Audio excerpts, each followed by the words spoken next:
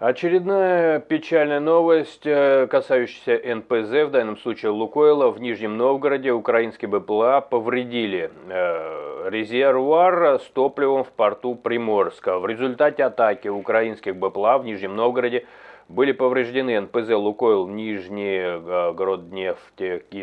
Длинные названия я понять не могу, особенно при таких событиях. Лучше коротко как-то их называть, а то ведь не прочтешь. Дронов такое количество, и такое количество их повреждается сейчас, что пока ты название будешь читать, ты, понимаете, уже еще 5 загорятся. Что же, берегите блогеров-то своих, да, те, кто дает такие названия. Нижегороднефтеоргсинтез. Вот так вот человек идет на работу, его спросят: ты куда идешь?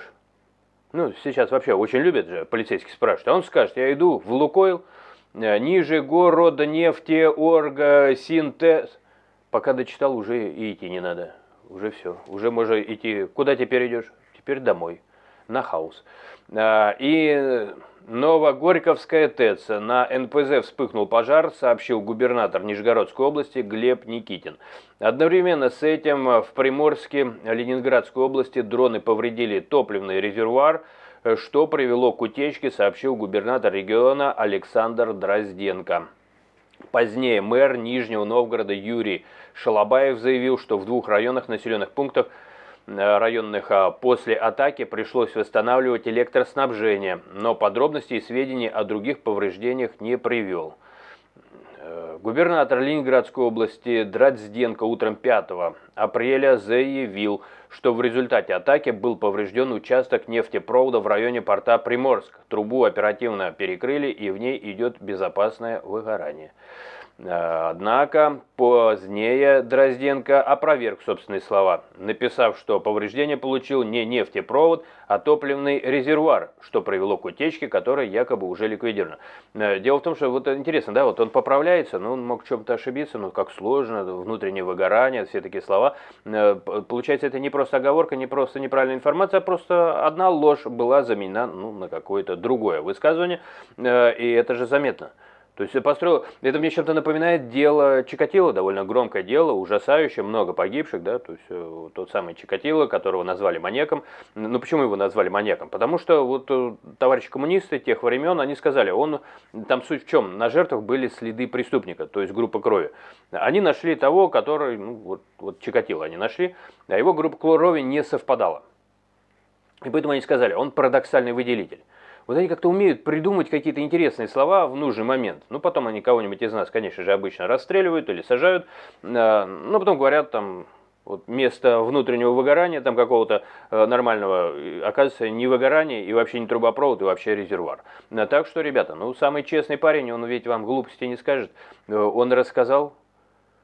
Все. Пока он это рассказывал, я пытался ознакомиться с названием Лукойла Нижегороднефтеоргсинтез. Напишите в комментариях Нижегороднефтеоргсинтез.